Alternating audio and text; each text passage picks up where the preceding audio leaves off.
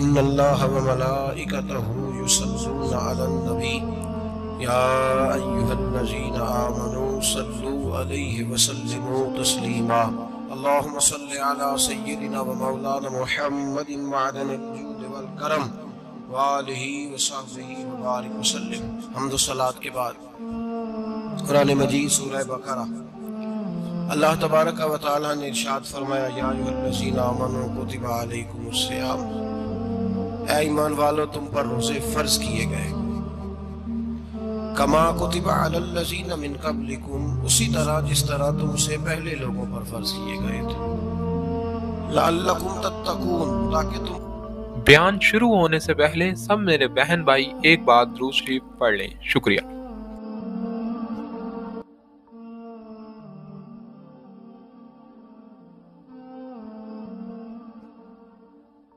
परहेजगार हो जाओ, मुत्तकी हो जाओ, अल्लाह से डरने वाले बन जाओ, गुनाहों से बचने वाले बन जाओ, अपनी जिंदगी को रब रसूल के अहकामात की रोशनी में गुजारने वाले बन जाओ। रोजा एक प्रैक्टिस है, एक मुजाहिदा है, एक जद्दोजहद है। जद्दोजहद किस चीज की? अल्लाह की रजा के मुताबिक अपने आप को ढालने की जद्दोजहद। सौम का लुगी माना होता है रुक जाना। हलाल रिज्क सामने पड़ा है, हलाल मशरूब सामने पड़ा है, हलाल रिश्ता बीवी का मौजूद है, लेकिन इन सब चीजों से हालत रोजा में रुकना, अल्लाह की रजा के लिए रुकना, इसका नाम रोजा है। सौम का माना रुकने के हैं, परहेज करने के हैं, बचने के हैं। हर चीज मौजूद है लेकिन अल्लाह का हुक्म नहीं है तो लिहाजा खा नहीं सकते। तो रब फरमाते जब जायज चीज है तू मेरी मर्जी के बगैर मेरे हुक्म के नहीं खा सकता, तूने रुकना है तो हराम कैसे खा लेता है? जायज चीज के लिए तुझे हुक्म है, मैं कहूं तो खाएगा, मैं कहूं तो नहीं खाएगा। मैंने हुक्म दे दिया, जायज है, रोटी है, खाना है, गोश्त है, तेरी फ्रिज में पड़ा सारा कुछ, तू बाइख्तियार है, मुंह में दांत भी है, हजम करने को हाजमा भी है, भूख की शिद्दत भी है, पर मेरी इजाजत के बगैर तू खा सकता। रोजा रख लिया, तुझे हुक्म नहीं कि तू खाए। जब जायज चीज मेरी मर्जी के बगैर नहीं खा सकता तो नाजायज कैसे खाएगा? मेरे नबी पाक अलैहिस्सलातु सलाम ने अपने खूबसूरत अल्फाज के अंदर इस मफहूम को बयान फरमाया। महबूब पाक सल्लल्लाहु अलैहि वसल्लम फरमाते जिसने झूठ नहीं छोड़ा, गीबत नहीं छोड़ी, बुराई नहीं छोड़ी, अल्लाह को उसके भूखे प्यासे रहने की कोई जरूरत नहीं। वो काहे का रुका है? जब कोई काम तो उसने अल्लाह की रिदा वाला किया नहीं। रोजा रख के दगा कर रहा है, रोजा रख के झूठ बोल रहा है, रोजा रख के कम माप रहा है, तोल रहा है, धोखा दे रहा है, रिश्वत ले रहा है, फ्रॉड कर रहा है, हराम का माल इकट्ठा करके कहता है उसमें से चलो 10 देंगे भी पका देंगे। वो भाई जो काम अल्लाह ने तुझे करने को हुक्म दिया था, जब तू वो बजा ही नहीं ला रहा, मकसद रोजा ही तू हासिल, लअल्लकुम तत्तकून। रोजे का मकसद ये है कि तू परहेजगार हो जाए। मेरे नबी पाक अलैहिस्सलातु सलाम की बारगाह आली मर्तबत में 2 औरतें आई, ये चीजें खा लो, कहने लगी महबूबा हमने रोजा रखा हुआ है। फरमाया नहीं, तुम्हारा तो रोजा नहीं है, हुजूर रखा हुआ है रोजा, सहरी से लेकर अब तक कुछ नहीं खाया, शाम तक भी नहीं खाएंगी। महबूब ने फरमाया जरा कह तो करो, उल्टी तो करो। कह की तो उनके हलक से खून भी निकला और गोश्त के लोथड़े भी निकले, बोटियां भी निकली। नबी पाक ने फरमाया वहां बैठ के तुमने अपने जानने वालों की गीबत नहीं की, चुगली नहीं खाई? खामोश हो गई, गर्दनें झुक गई। नबी पाक ने फरमाया तुमने कुरान नहीं पढ़ा कि जो अपने भाई की गीबत करता है वो मुर्दा भाई का गोश्त खाता है? तो गोश्त खा के भी तुम्हारा रोजा रह गया है। इस तरह का रोजा है कि सब रोजा रख के ना रखने वालों पे तनकीद करते हैं। तरावियां पढ़ के निकले हैं तो कहते हैं मैं अकेला ही नेक हूं, बाकी तो मोहल्ले में कोई पढ़ता ही नहीं। ये कैसा तेरा रोजा है कि तू रोजा रख के तो उसके मकसद को नहीं समझा। लअल्लकुम तत्तकून। रोजादार तो वो है कि रोजा रखा हुआ है, खाने भी से रुका है, पीने से भी रुका है, अमले ज़ौजिया से भी रुका है, फिर वो झूठ से भी रुके, गीबत से भी रुके, बदनिगाही से भी रुके, हराम खारी से भी रुके, रुके सारी चीजों से। یہ بتلائیے کہ روزے کی حالت میں اپنی بیوی کے پاس جانا منع ہے تو غیر محرم کو دیکھنا جائز ہے؟ ہمارے ٹی وی پہ میں نے پہلے بھی کہا تھا کہ ہم ٹھیکیدار اور ذمہ دار نہیں ہیں مذہب کے. یہاں ہمارے آنے سے پہلے بھی کوئی بیٹھا تھا. ہم مریں گے تو یہاں ہم سے بڑے بڑے نیک لوگ بیٹھے ہیں. کوئی بندہ ذمہ دار نہیں ہے. بڑے بڑے کج کلا صاحب جبہ و دستار، بڑے بڑے صاحب بصیرت، آئمہ، فقہاء، علماء، زعماء، نقباء، صوفیاء، اولیاء، غوث، کتب، ابدال، اوتاد، کتب الاقطاب، جانے کون کون آئے، علماء آئے، مفسرین آئے، محدثین آئے، گزر گئے. ہم تو خاک نشین لوگ ہیں، تھوڑا کام کرنے والے، تھوڑی صلاحیت رکھنے والے. لیکن بھائی اگر کرتے ہیں تو ایک کام کرتے ہیں، ساتھ دوسرا نہیں کرتے. یہ کس طرح کا دین سکھانے لوگ نکلے کہ شوال سے لے کر شعبان تک گانا سنایا جائے گا، شعبان سے لے کر شوال تک ناچ گانا کیا جائے گا، شوال سے لے کر شعبان تک دھما چوکڑی ہوگی، رمضان آئے گا تو حدیثیں سنائی جائیں گی، رمضان آئے گا تو لوگوں کو قرآن پڑھ کے سنایا جائے گا. یہ مذہب باز نہیں ہے کہ گویے مذہب سکھائیں گے، ایکٹر مذہب سکھائیں گے. یہ مذہب باز نہیں ہے کہ ایک گلاس کے اندر پہلے شراب پی لو، پھر اسی گلاس میں رمضان آئے تو شہد بانٹنا شروع کر دو. یہ باز نہیں، یہ میرے رسول اللہ کا مذہب ہے. اگر تمہیں شوق ہے دین سیکھنے سکھانے کا، یکم رمضان کو توبہ کرو اور کہو کہ ہم ٹی وی پہ بیٹھ کے حدیثیں سنائیں گے تو سارا سال سنائیں گے. اور جس زبان سے حدیث نکلے گی پھر اس سے کبھی گندا گانا نہیں نکلے گا، پھر کبھی ناچ گانا نہیں ہوگا. یہ کون سا مذہب ہے جو بیویاں سکھا رہی ہیں؟ یہ کون سا دین ہے جو عورتیں سکھا رہی ہیں؟ میرے رسول پاک صلی اللہ تعالیٰ علیہ وآلہ وسلم کا وہ مذہب ہے کہ میرے اعلیٰ حضرت فاضل بریلوی رحمت اللہ علیہ نے فرمایا، مرد کے لیے جائز نہیں کہ وہ عورت کی زبان سے میلاد بھی سنے، نعت بھی سنے. مرد کے لیے جائز نہیں. مرد کو مرد سکھائے گا، عورت سکھائے گی تو عورتوں کو سکھائے گی. بے شک آپ سویرے فتویٰ دیجئے کہ چھوٹی سی مسجد میں بیٹھ کے، چھوٹے سے کونے میں بیٹھ کے چھوٹا سا مولوی، اور وہاں تو اتنے بڑے مفتی ٹی وی پہ بیٹھے ہوئے، وہ غلط ہے تو صحیح ہے کیسے ہو گئے؟ سنو، میرے نبی پاک علیہ الصلوۃ والسلام کے مذہب کا حسن یہ ہے کہ اسلام کہتا ہے کہ نظر بی بی کو دیکھا کسی نے غلطی سے تو معافی ہو جائے گی، دوسری نظر شہوت سے دیکھا تو حرام ہے اس کے لیے. وہ پاکستان کا مولوی ہو یا سعودی عرب کا شاہ ہو، کسی کے لیے عورتوں کے بیچ پھرنا اٹھنا بیٹھنا جائز ہے. میرے نبی پاک صلی اللہ تعالیٰ علیہ وسلم نے فرمایا ہے میں عورتوں سے مصافحہ کرنے نہیں آیا.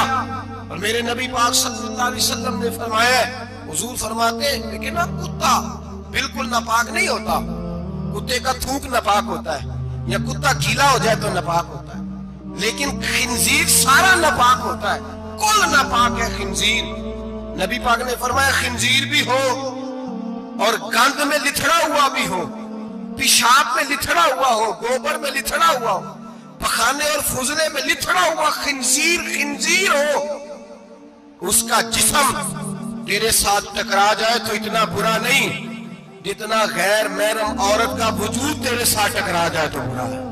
اس حد تک میرے نبی پاک صلی اللہ علیہ وسلم اور گنبد کے معاملے میں فتویٰ دینے والے، یا رسول اللہ کہنے پر کفر کا فتویٰ دینے والے اور بڑی بڑی باتیں کرنے والے خاموش کیوں ہو گئے؟ یا ایھا الذین آمنوا لا تتخذوا اليہود والنصارى اولیاء. اللہ فرماتا ہے یہودیوں اور عیسائیوں کو دوست نہ بناؤ. یہ تمہارے دوست ہو سکتے، یہ تمہارے سجن ہو سکتے. جب عرش کا مالک کہہ رہے سجن نہیں ہو سکتے تو دوستی کی بات کیسے بڑھا رہا ہے؟ یا رسول اللہ ہمارے سجن کون ہو سکتے ہیں؟ فرمایا تمہارا دوست وہ ہو سکتا ہے جو محمد عربی کا غلامی کرنے والا ہو، جو رسول اللہ کی نوکری کرنا ہو، وہ دوست ہوگا. دوسرا دوست ہو سکتا کوئی ایکٹر مذہب نہیں سکھائے گا، کوئی گویہ مذہب نہیں سکھائے گا. حضرت جناب سیدنا جنید بغدادی، بغداد کے پیر سے کسی نے پوچھا تھا آج سے 1100-1200 سال پہلے، وہ تو زمانہ ویسے نیکی اور پرہیزگاری کا تھا، کہا بابا جی مرد اور عورت نیک ہو، بغیر پردے کے، بغیر حجاب کے، بغیر دیوار کے بیٹھ کر ایک دوسرے کو دین سکھا سکتے ہیں؟ حضرت صاحب بتائیے، مرد اور عورت نیک ہو تو بغیر پردے اور حجاب کے ایک دوسرے کو دین سکھا سکتے ہیں؟ حضرت جنید بغدادی فرمانے لگے سکھانے والا حسن بصری ہو، اور سیکھنے والی رابعہ بصری ہو تو پھر بھی بغیر پردے کے بیٹھنے کی اجازت نہیں. تو مفتی صاحب کو اجازت کس نے دی؟ مولانا صاحب کو اجازت کس نے دی؟ بڑا وہ نہیں ہوتا جو ٹی وی پہ زیادہ آتا ہے، بڑا وہ ہوتا ہے جو رسول اللہ کے دین پہ عمل زیادہ کرتا ہے. حضرت عبداللہ ابن مسعود رضی اللہ تعالیٰ عنہ فرماتے ہیں زیادہ باتیں کرنے والا عالم نہیں ہوتا. حضور پھر عالم کون ہوتا ہے؟ فرمایا پڑھو قرآن، انما یخشی اللہ من عبادہ العلماء. فرمایا بڑا عالم وہ ہوتا ہے جو اللہ سے زیادہ ڈرتا ہے. اس لیے کہ رب فرماتا ہے میرے بندوں میں سے جو عالم وہ ہے جو اللہ سے زیادہ ڈرتے ہیں، خوف رکھتے ہیں. تو میرے بھائی رمضان المبارک میں بچنا ہے، پرہیز کا وقت ہے. تو کوئی شخص بھی کوئی شو نہ دیکھے، میری منت ہے آپ اللہ، کوئی شو نہ دیکھے. عورت کا تو پردہ ہے تو ہمیں تو تماشے پہ لگا دیا گیا. عجیب قسم کے ایکٹر آ گئے اور مذہب سکھا رہے ہیں. میری اپیل ہے آپ سے کہ سحری افطاری کے وقت ٹیلی ویژن بند رکھیں. کیا چیز کھول کے رکھیں؟ یا قرآن کھول کے رکھیں یا رسول اللہ کا فرمان کھول کے رکھیں. اللہ رسول کی طرف توجہ رکھیں، وہ سیکھنے سکھانے کا وقت ہے. چھوڑے گویوں سے دین سیکھا جائے گا. ہمیں کوئی شکوا نہیں ہے، پکی توبہ کریں، سویرے آئیں آ کے دین سکھائیں. اور میں ان سے بھی اپیل کروں گا کہ آؤ دین سکھاؤ. حضرت فضیل بن عیاض فرماتے میں ڈاکو تھا، کبھی کبھی چھپ چھپا کے جمعہ پڑھا کرتا تھا. پھر میں نے توبہ کی تو سچی توبہ کی، پھر میں نے توبہ کی تو رب کو راضی کرنے والی توبہ کی، پھر میں نے توبہ کی تو چھوڑی ہر شے. غریبوں کا لوٹا ہوا مال واپس کیا، جس کے پیسے نہ دے سکا اس کے گھر میں جا کے اس کی بھینسوں کو چارہ ڈالا، اس کے اونٹوں کی خدمت کی، میں نے قرضے چکائے. فرمایا میں سچی توبہ کر کے مسجد آیا. جس خطیب کے پیچھے میں جمعہ پڑھا کرتا تھا وہ میرے ہاتھ میں بیعت کر کے مرید ہو گیا. اللہ تبارک و تعالیٰ نے اپنے بندوں کے دل میری طرف پھیر دیے. پھر تمہیں اس میں انعام دینے کی ضرورت نہیں پڑے گی. پھر تم کٹیا نشین بن کے بھی دین پھیلاؤ گے تو اللہ اس میں تاثیر پیدا فرما دے گا. تو روزے کا معنی رکنا ہے. روزے کا معنی بولیے، روزے کا معنی رکنا. کس سے؟ جھوٹ سے، غیبت سے، بدی سے، بد نگاہی، کھانے پینے. روزہ کس پہ فرض ہے؟ امیروں پہ کہ غریبوں پہ؟ جی کہنے نے میں میرا تو کام ہی محنت مزدوری والا، میں کیسے روزہ رکھوں؟ میں تو دیہاڑی لگاتا ہوں تو روزہ کیسے رکھوں؟ میں نے نہیں کسی حدیث میں پڑھا کہ روزہ وہ رکھے جو دفتر میں بیٹھتا ہے. صحابہ کے زمانے میں تو دفتر ہوتے ہی نہیں تھے، کسی جگہ نہیں لکھا ہوا روزہ وہ رکھے گا جو اے سی میں بیٹھتا ہے. تب تو اے سی تھے ہی نہیں. حضرت ابوبکر صدیق رضی اللہ تعالیٰ عنہ سے لے کر جناب بلال تک سارے اپنے ہاتھ سے کام کرتے، سارے اپنے ہاتھ سے کام کرتے، سارے. حضرت عمر فاروق رضی اللہ تعالیٰ عنہ خلیفہ وقت ہونے کے باوجود مال غنیمت کے اونٹ چرنے جاتے تھے تو چراگاہ میں چھوڑنے بھی جاتے تھے، لینے بھی آتے تھے واپس. سارے لوگ اپنے ہاتھوں سے مشقت والے کام کرتے. حضرت بلال مزدوری کرتے، سلمان فارسی مزدوری کرتے، مقداد مزدوری کرتے، صحابہ مزدوریاں کرتے، روزے رکھتے. اور رمضان کے جانے کا وقت ہوتا تو در رسول پہ کھڑے ہو کے عرض کرتے محبوبہ دل نہیں بھرا، دل کرتا ہے کبھی رب سارا سال ہی روزے عطا کرے، سارا سال رمضان دے تو ہم سارا سال روزے رکھنے کو تیار ہیں. جذبہ تھا، طاقت تھی، ہمت تھی. آج نوجوان لڑکا ہے کہتا ہے مجھ سے بھوک برداشت نہیں ہوتی.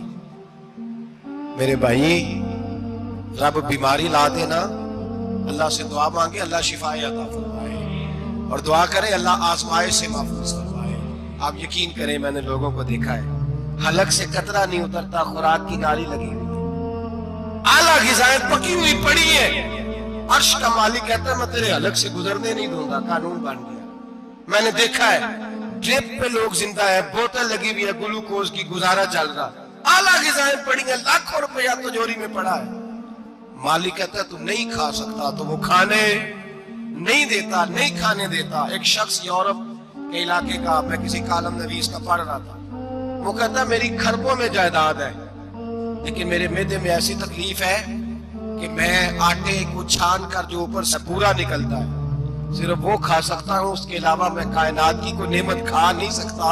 اور میرے بھائی وہ جب چاہے تو بڑے بڑے کھانے کھانے سے تجھے روک دے، تیرے دانت چبانے کے قابل نہ رہے، زبان نگلنے کے قابل نہ رہے، معدہ تیرا ہضم کرنے کے قابل نہ رہے.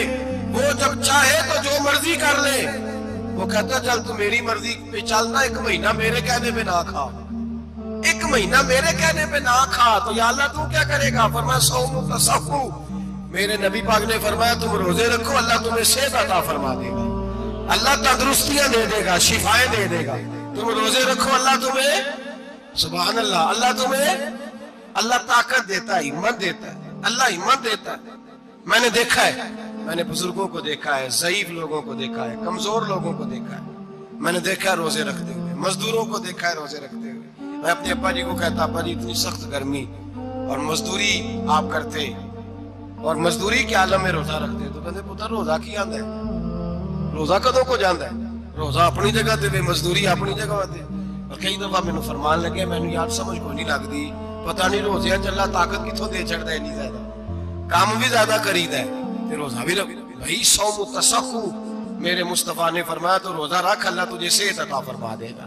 رب تعالیٰ تجھے، یہاں ہوٹل کھلے ہوئے ہیں،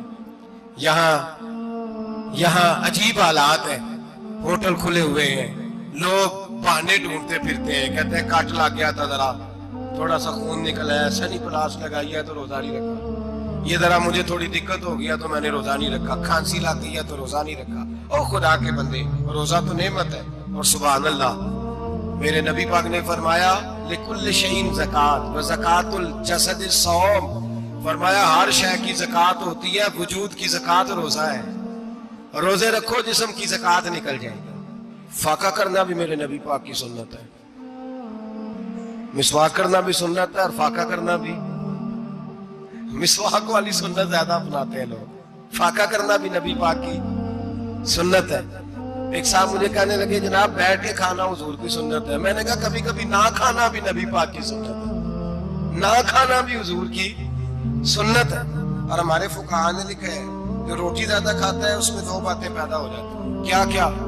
ایک بولتا زیادہ ہے، دوسرا سوتا زیادہ ہے، غافل ہو جاتا ہے۔ فقہ اور حکیم اطباء ڈاکٹر کہتے ہیں کہ پیٹ خالی رہے نا جس آدمی کا، اس کا حافظہ مضبوط ہوتا ہے، اس کے ذہن کی گرہ کھلتی ہے۔ زیادہ کھانے سے تو خماری چڑھتی ہے، دماغ ڈھونڈتے پھرنا روٹی کدھر سے آج اچھی ہے، گھر میں نہیں پکی تو ہوٹل چلے جانا، کھانے کے سوا اور کام ہی کوئی نہیں۔ وہ صاحب میرے نبی پاک علیہ السلام نے فرمایا کافر 7 آنتوں سے کھاتا ہے، 7 آنتوں سے، اور فرمایا میرا مومن 1 آنت سے کھاتا ہے، اس کے وجود میں کھانے والی 1 آنت ہے، کافر 7 آنتوں سے کھاتا ہے۔ فاقہ کشی سے نورانیت پیدا ہوتا ہے، کم کھانا۔ دیکھیں نا نبی پاک صلی اللہ علیہ وسلم نے اللہ سے فاقہ مانگ کے لیا ہے، یا اللہ 1 وقت روٹی دے، 1 وقت کا فاقہ دے، مانگ کے لیے نبی پاک مانگ کے۔ حضرت ابو ہریرہ رضی اللہ تعالیٰ عنہ فرماتے ہیں بھوک زیادہ لگتی تھی نا جب مجھے، تو میں حضرت عمر سے، ابو بکر سے، عثمان مولا علی سے کوئی مسئلہ پوچھ لیتا تھا، اور جب میں مسئلہ پوچھتا تھا تو وہ مجھے روٹی کھلا دیتے تھے۔ جب میں ان سے مسئلہ پوچھتا تو وہ مجھے، حضرت ابو ہریرہ فرماتے ہیں مجھے بھوک لگی، میں حضرت عمر کے پاس گیا، ان سے مسئلہ پوچھا، ان کا رواج تھا جب میں مسئلہ پوچھتا تو پہلے روٹی کھلاتے۔ ہمارے بزرگ یہ فرماتے ہیں کہ کھانے کھلا کے دین پڑھاؤ، صرف تمہارا کتب خانہ نہیں کھلا ہونا چاہیے، تمہارا دسترخوان بھی کھلا ہونا چاہیے۔ کسی نے نبی پاک صلی اللہ علیہ وسلم سے پوچھا تھا بہترین مسلمان کون ہے؟ حضور نے فرمایا جو سلام لینے میں پہل کرے اور روٹی زیادہ کھلائے، جو روٹی ہر وقت فکر کرے آ یار تو روٹی کھا لے، روٹی کھانے کی طرف توجہ دلائے۔ کھلانا سنت ہے، زیادہ کھانا اس میں بھی فرق رکھے۔ تو نبی پاک صلی اللہ علیہ وسلم کے صحابی حضرت ابو ہریرہ رضی اللہ تعالیٰ عنہ فرماتے ہیں میں نے حضرت عمر سے مسئلہ پوچھا، میں نے کہا حضور مسئلہ بتائیں، تو کہتے پہلے ان کی عادت تھی جب میں مسئلہ پوچھتا تو روٹی بھی کھلاتے، آج انہوں نے مسئلہ ہی بتایا ہے، روٹی کوئی نہیں کھلائی۔ تو مجھے کہنے لگے ابو ہریرہ تو سوچتا ہوگا روٹی نہیں اس نے پوچھی، تو نے کب سے کھانا نہیں کھایا؟ میں نے کہا صبح سے۔ تو جناب عمر کہنے لگے میں نے کل صبح سے نہیں کھایا۔ چل ابو بکر صدیق کے گھر مسئلہ پوچھتے، کہتے جناب صدیق اکبر کے دروازے پہ گئے، جا کر کے ان سے مسئلہ پوچھا۔ ان کی بھی عادت تھی جب کوئی مسئلہ پوچھنے جاتے تو دسترخوان بچھا لیتے، کہتے آؤ روٹی بھی کھلاتا ہوں مسئلے بھی بتاتا ہوں۔ کہتے ہیں گئے تو انہوں نے بھی مسئلہ بتایا، روٹی کوئی نہ پوچھی۔ تو کہنے لگے عمر ابو ہریرہ تم لوگوں نے کل پرسوں سے نہیں نہ کھایا ہوگا، اور ابو بکر کو 4 دن گزر گئے ہیں، تھوڑا سا دودھ ملا ہے یا کھجور ملی ہے، روٹی کوئی نہیں ملی، چلو در رسول پہ چلتے ہیں، آؤ حضور کی بارگاہ۔ کہتے ہیں نبی پاک کی بارگاہ میں آئے، حضور نے چہرے دیکھے، کریم سے مسئلہ نہیں پوچھنا پڑا۔ میرے مصطفیٰ کریم نے فرمایا بھوک لگی ہوئی ہے تم تینوں کو؟ 3-4 دن ہو گئے، اللہ کے رسول نے فرمایا مجھے پورا ہفتہ ہو گیا ہے۔ سبب کچھ اور ہے جس کو تو خود سمجھتا ہے۔ زوال بندہ مومن کا بے زری سے نہیں، بھوک نقصان کا وجہ نہیں بنی، وجہ کوئی اور بنی ہے۔ رشوتیں جو بازار گرم ہوئے ہیں لوٹ مار کے، یہ روٹی کے لیے نہیں، یہ زیادہ کھانے کے لیے، یہ بینک بیلنس کے لیے گرم ہے۔ یہ لوٹ مار کا مقصد کوٹھیاں بنانا ہے، روٹی کا تو رب کریم کا وعدہ ہے۔ تو جو روز روتا ہے شام کو کہ میرا کاروبار کوئی نہیں، اصل میں کہتا ہے بنگلہ کوئی نہیں، اصل میں کہتا ہے کار کوئی نہیں، پجارو کوئی نہیں، روٹی تو اللہ عطا فرماتے ہے، اس کا وعدہ ہے۔ فرمایا حضور نے 3 دن بیت گئے، چلو میرا بے تکلف صحابی ابو الحسن انصاری، وہ بڑے نصیب والے ہوتے ہیں جن کو میرے نبی پاک خود کہتے تھے کہ تیری فلانی ذمہ داری ہے۔ اس زمانے کا تو کسی کو کہہ دیا جائے تیری ذمہ داری ہے تو کہتا ہے یہ تو پھٹیکے ڈالنے لگ گیا، یہاں سے تو چھٹی کر جانی چاہیے۔ خوش ہوتے تھے صحابہ کہ ہماری ذمہ داری لگی۔ کہتے ہیں حضرت ابو الحسن انصاری کے گھر گئے، نبی پاک نے فرمایا بھوک بڑی لگی ہے، کھانا لا۔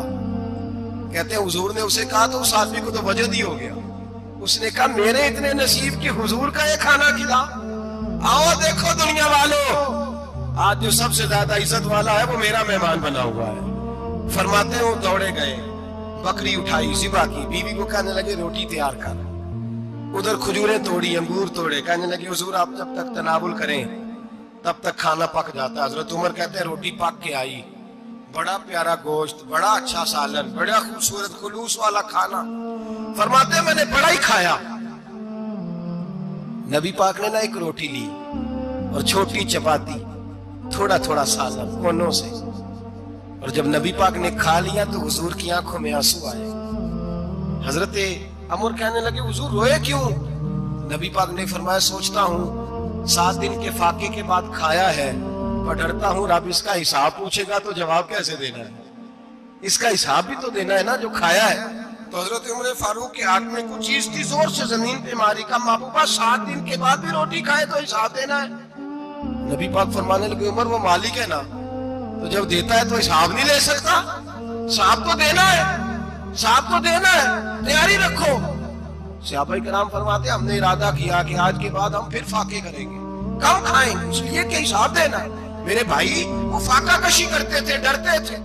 یہاں تو لوگ کھا کے بیمار ہیں، کھاتے جا رہے ہیں، سوتے جا رہے ہیں، کھاتے جا رہے ہیں، سوتے جا رہے ہیں۔ یہ بھی وقت آئے گا رمضان شریف کا، سویرے درس پہ آؤ کہتے نیند بڑی آتی ہے، سویرے 2 سپارے پڑھ کے سویا کرو کہتے شام نیند بڑی آتی ہے، فجر کے بعد یہ تو وقت ہوتا ہے اللہ اللہ کرنے کا، شہری کا، کھاتے جا رہے ہیں، سو لوگ جماعت سے نماز نہیں پڑھ کے سو جاتے، جماعت کا ثواب چھوڑ کے سو جائیں گے۔ بھائی رمضان مبارک میں فاقہ کشی کی ٹریننگ ہوتی ہے، فاقہ کشی کی تربیت لے، رمضان میں روکے اپنے آپ کو، تربیت ہوگی۔ اور ہمارے صوفیاء فرماتے ہیں جو زیادہ کھاتا ہے اس کا نفس اس کو زیادہ پہ مائل کرتا ہے، خواہشات نفس پیدا ہوتی ہیں۔ میرے نبی پاک علیہ السلام نے جوانوں کو حکم دیا ہے یا معاشر الشباب، او جوانوں، یا رسول اللہ کیا حکم ہے؟ فرمایا یا نکاح کر لو اگر طاقت ہے، نہیں طاقت تو روزے رکھو۔ حضور روزے سے کیا ہوگا؟ فرمایا تمہارا نفس کچلا جائے گا، شیطان وسوسہ اندوزی نہیں کرے گا۔ آج نوجوان بڑھ بڑھ کے کھاتا ہے، بہت زیادہ کھاتا ہے، کبھی اس ہوٹل سے کھاتا ہے، کبھی اس ہوٹل سے کھاتا ہے۔ اتنا زیادہ کھائیں گے تو نفسانی قوتیں اچھل کر کے آئیں گے، مشکل ہو جائے گا۔ شادیاں دیر سے ہوتی ہیں، ماں باپ آ کے بند کر کے بیٹھے ہوئے ہیں۔ اگر ماں باپ کی ذمہ داری ہو اور ماں باپ نکاح نہ کرے تو نبی پاک نے فرمایا بچے گناہ کریں گے تو جتنا گناہ بچے کو اتنا باپ کو بھی ہوگا۔ تو ماں باپ چپ ہے، دوسرا شادی مشکل بڑی ہے، مہنگی بڑی، اور تیسرا نہیں کر رہے، کچھ لوگ تو روزے بھی نہیں رکھ رہے۔ تو رمضان ان کے لیے بھی وقت ہے، نفسانی قوتیں کچلی جائیں گی، کھانا جتنا کم کھایا جائے گا اتنا وجود کے اندر نفسانی خواہشات کم پیدا ہوں۔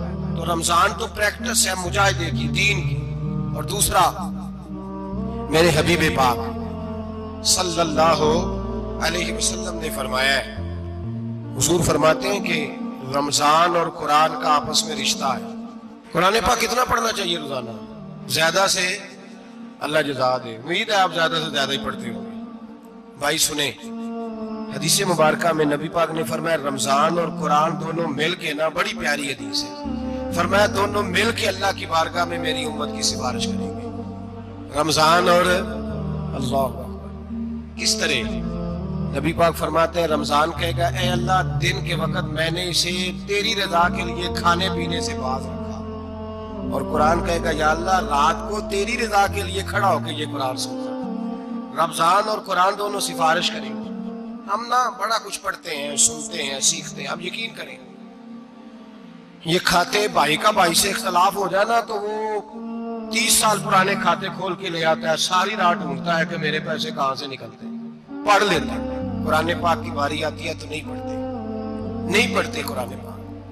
ابا جی کا ختم ہوتا ہے تو مانگتے پھرتے ہیں، کہتے ہیں 2 قرآن پاک 10 قرآن پاک۔ یہ باتیں بتانی نہیں چاہیے، کرنی نہیں چاہیے، لیکن چونکہ تربیت کے لیے بیٹھا ہوں تو کر دیتا ہوں۔ میرے شاگردوں سے پوچھیں، یہاں مدرسہ ہے الحمدللہ، درجنوں طلباء ہیں، اساتذہ ہیں، میرے پیر بھائی ہیں، اور میرا یہ دعویٰ ہے کہ شاید وہ کسی سے اتنا پیار کرتا اور اتنے میرے شاگرد اور مرید مجھ سے کرتے ہیں، لیکن میں نے کبھی کسی سے نہیں کہا کہ ذرا سورۃ فاتحہ پڑھ کے دینا، میں نے اپنے ابا جی کو ثواب دینا ہے۔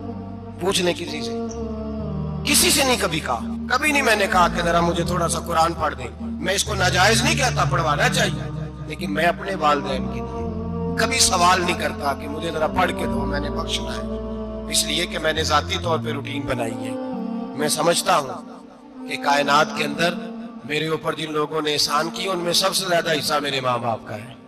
میں سمجھتا ہوں اس بات، کتنا نالائق ہوں میں کہ میں 1 مہینے میں ایک قرآن پاک بھی پڑھ کے ان کی روح کو احسان نہیں کر سکتا۔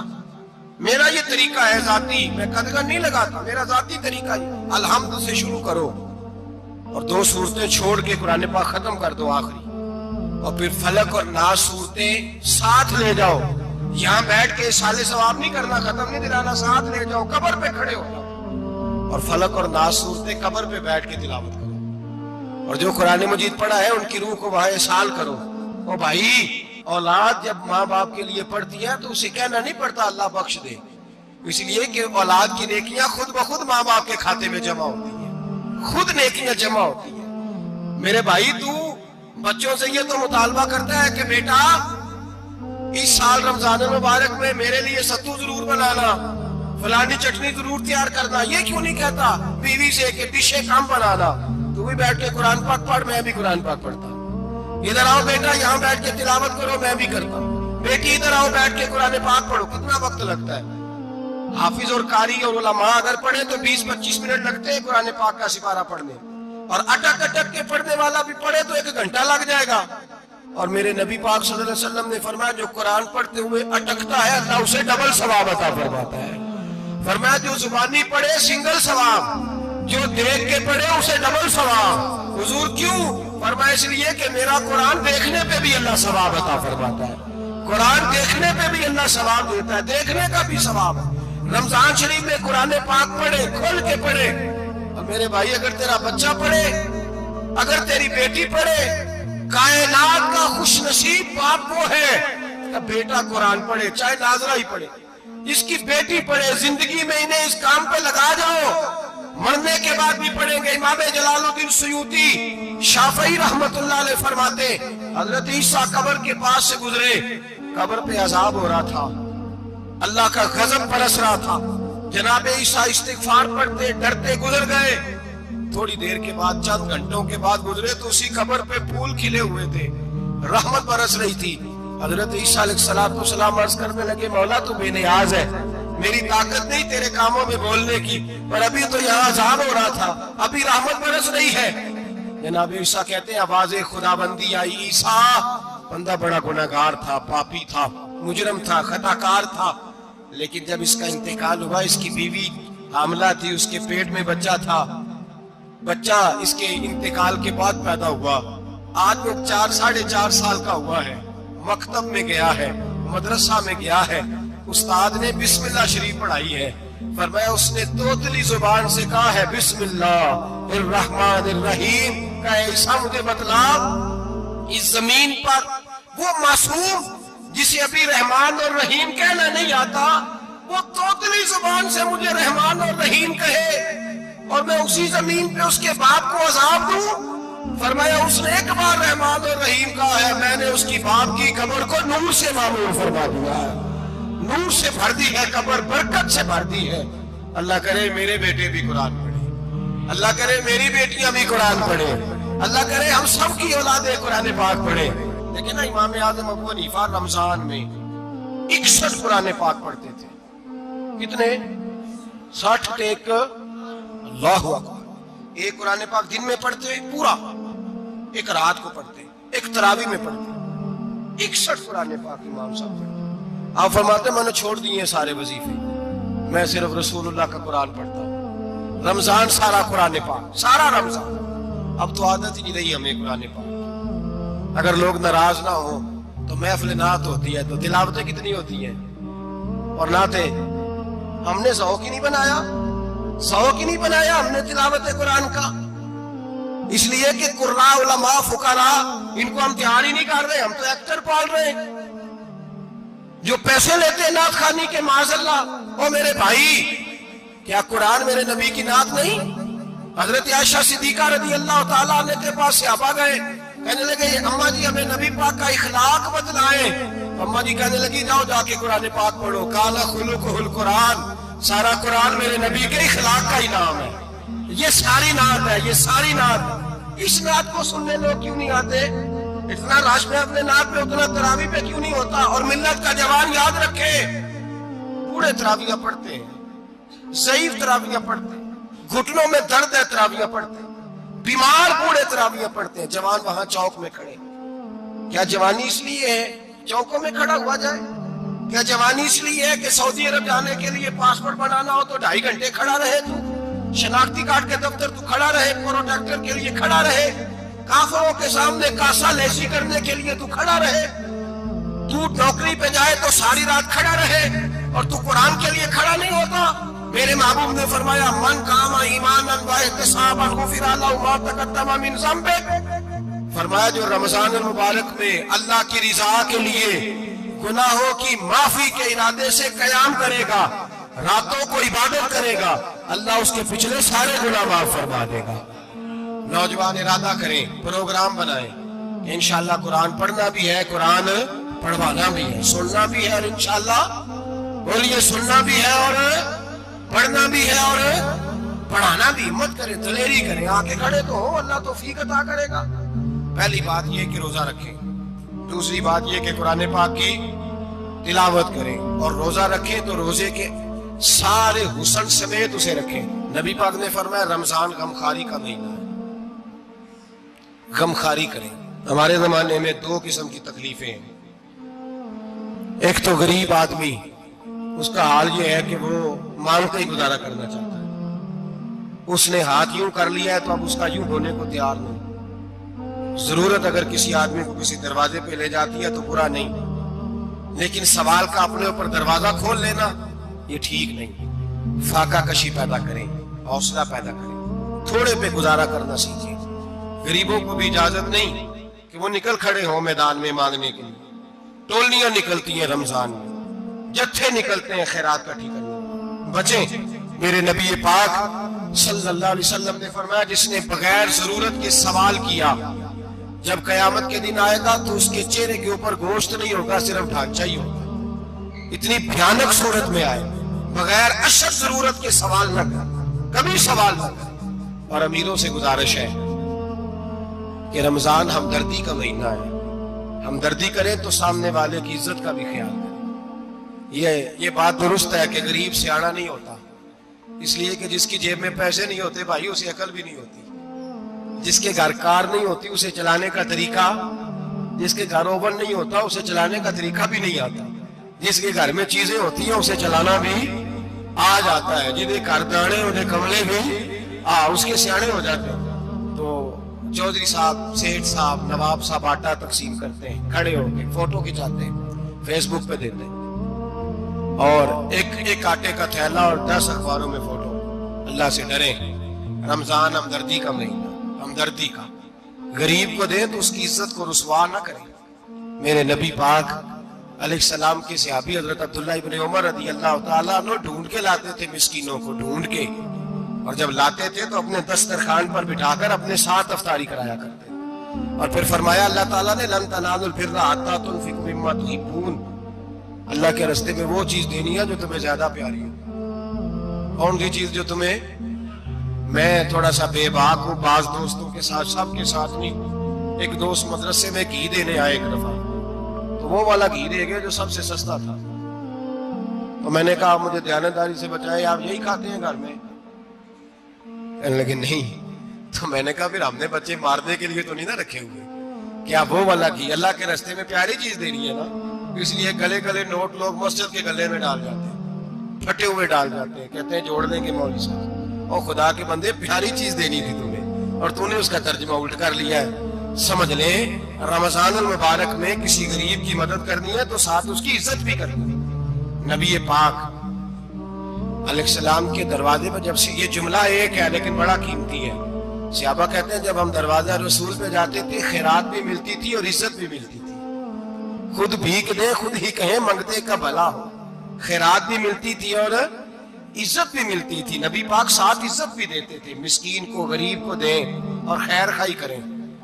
جوتے بیچنے والے جوتوں کے ریٹ سستے کریں، کپڑا بیچنے والے کپڑے کا ریٹ، درزی صاحب بھی ریٹ سستا کریں، دکاندار بھی چیزوں کا ریٹ، حکیم صاحب پیسے کم لیں، ڈاکٹر پیسے کم کریں، حکومت نرخوں میں کمی کرے، اور یہ کام اجتماعی طور پہ کریں۔ میرے نبی پاک نے فرمایا رمضان غمخواری کا مہینہ ہے، اس میں غمخواری کرنی ہے، دوسرے کا خیال کریں، اظہار کریں، قربانی کریں۔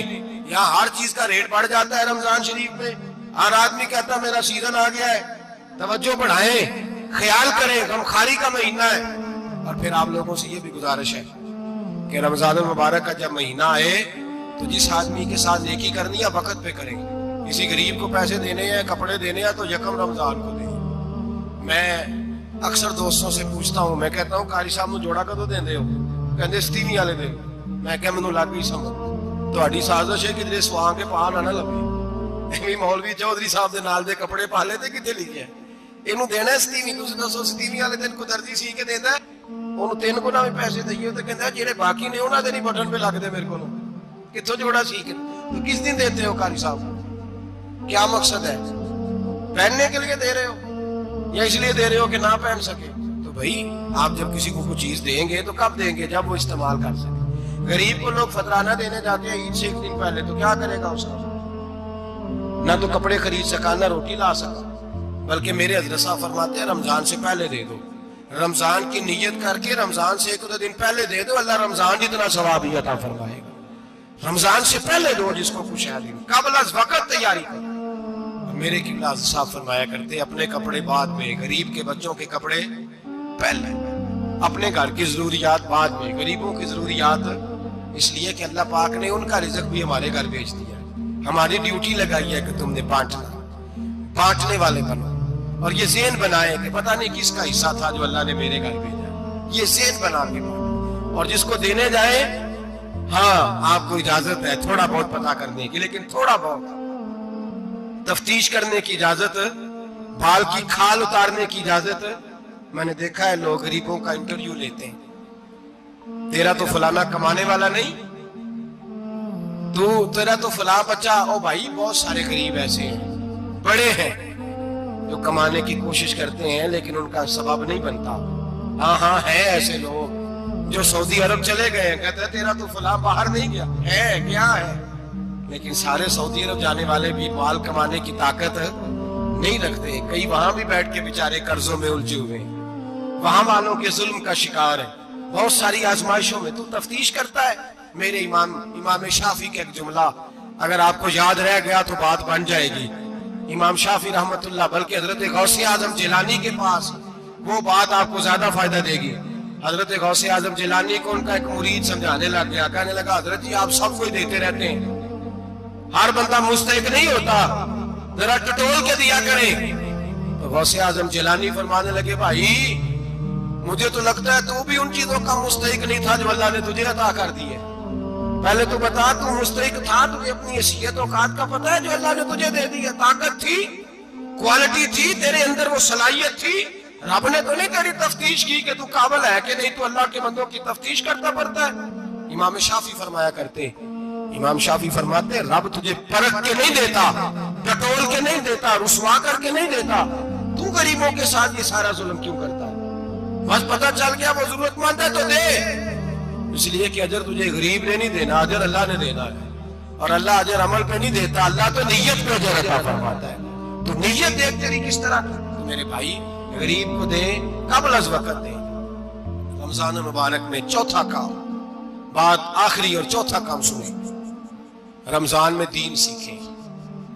شیطان قید ہوتا ہے زیادہ سے زیادہ، اور جب آدمیوں کا پیٹ خالی ہوتا ہے نا تو ذہن جو ہوتا ہے نا وہ بھی اس کا فریش ہوتا ہے، اس میں کوشش کریں دین سیکھنے کی۔ میرے نبی کریم صلی اللہ علیہ وسلم نے اس دین کو علم کا دین قرار دیا ہے، شعور کا دین قرار دیا ہے، فہم کا دین قرار دیا ہے۔ نبی پاک صلی اللہ علیہ وسلم نے فرمایا ایک عبادت کرنے والا عشاء کے بعد کھڑا ہو اور فجر تک نماز پڑھتا رہے، ایک عالم دین عشاء پڑھ کے سو جائے، اٹھ کے فجر پڑھ لے، تو وہ 70 عبادت کرنے والوں کا درجہ زیادہ نہیں، عالم کا درجہ پھر بھی زیادہ ہے، اس عالم دین کا درجہ زیادہ ہے، اس لیے کہ وہ لوگوں کو آگاہی دیتا ہے، شعور بخشتا ہے۔